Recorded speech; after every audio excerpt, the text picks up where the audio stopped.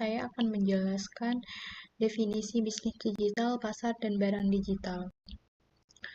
Langsung saja ke definisi bisnis digital. Jadi, bisnis digital sendiri ini merupakan praktik menjalankan proses-proses utama dalam bisnis, seperti kayak perancangan produk dan layanan dengan bantuan teknologi digital. Dalam bisnis digital, kita itu mengenal istilah e-bisnis, yaitu penggunaan internet untuk berhubungan dengan konsumen, mitra bisnis, dan juga supplier. Lalu kita juga perlu memahami perbedaan antara e-bisnis dan e-commerce ya. Jadi, kalau e-bisnis itu cakupannya itu lebih luas, tidak hanya transaksi, tapi juga pertukaran informasi secara online.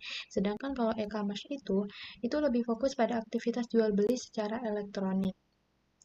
Selanjutnya kita juga masuk ke pembahasan tentang pasar digital. Jadi, pasar digital sendiri ini adalah tempat bertemunya penjual dan pembeli secara virtual tanpa harus bertatap muka. Sedangkan barang digital ialah produk yang tidak memiliki bentuk fisik seperti e-book, software, musik MP3, tiket online, dan juga aplikasi. Nah, di sini tuh terdapat perbedaan ya antara pasar tradisional dan pasar bisnis yang bisa kalian lihat sendiri di sini. Nah, kalau dibandingkan dengan pasar tradisional, pasar digital itu menawarkan banyak keunggulan, seperti kayak biaya transaksi yang lebih rendah, pencarian produk yang lebih cepat, dan informasi yang lebih transparan. Nah, kemudian kita juga mengenal 3 kelompok besar dalam e-commerce, yaitu ada business to consumer atau B2C, misalnya seperti kayak online shop, kemudian yang kedua ada business to business atau B2B ya, yaitu antara perusahaan, dan yang ketiga itu ada consumer to consumer. Jadi, mencakup konsumen yang menjual secara langsung kepada konsumen. Nah, di era revolusi industri 4.0, e-commerce itu berkembang sangat pesat berkat teknologi. Menurut Schwab pada tahun 2017, perkembangan ini tuh ditandai dengan kecepatan penyebaran informasi, tantangan ketimpangan sosial, serta tren besar di dunia digital dan biologis. Diperkirakan perubahan besar ini akan mencapai puncaknya pada tahun 2025. Nah, seiring berkembangnya teknologi, muncul juga mobile e-commerce atau m-commerce, yaitu transaksi bisnis melalui perangkat mobile seperti smartphone. Contohnya itu bisa kita lihat di sini, yaitu penggunaan mobile banking, kemudian ada pembelian tiket secara online, atau pembayaran menggunakan dompet digital.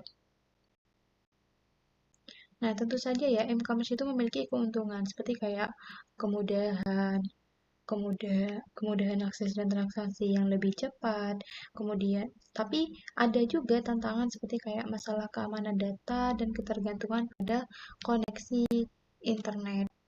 Nah, di sini terdapat keuntungan dan kerugian menggunakan m-commerce ya yang sudah dijelaskan tadi. Nah, kemudian yang terakhir itu ialah membangun bisnis melalui website. Jadi, untuk membangun bisnis di era digital itu banyak perusahaan yang menggunakan atau memanfaatkan website. Membangun bisnis melalui website itu dinilai lebih hemat biaya, mudah diakses dari mana saja, dan juga menawarkan keamanan yang lebih baik karena biasanya dikelola di server yang khusus.